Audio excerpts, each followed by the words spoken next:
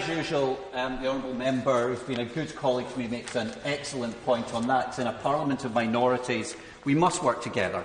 And look, we want a general election, but we will not have a general election on the terms of this government because we don't trust them.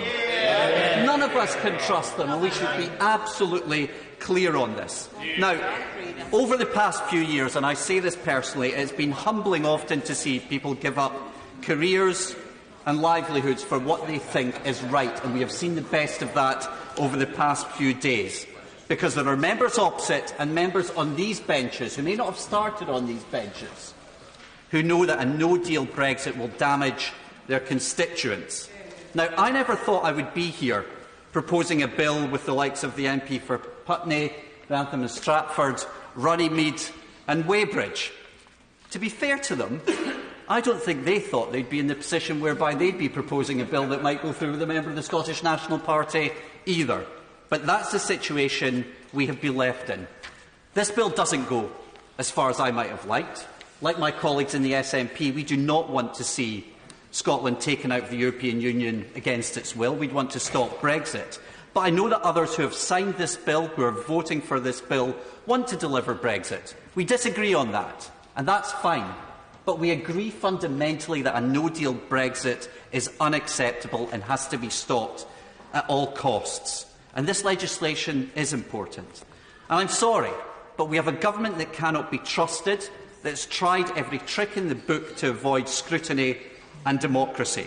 Can you imagine, over the weekend, we were in a situation whereby people could ask the legitimate question to the government over whether or not they respect the rule of law? And I hope members reflect on that over the coming days.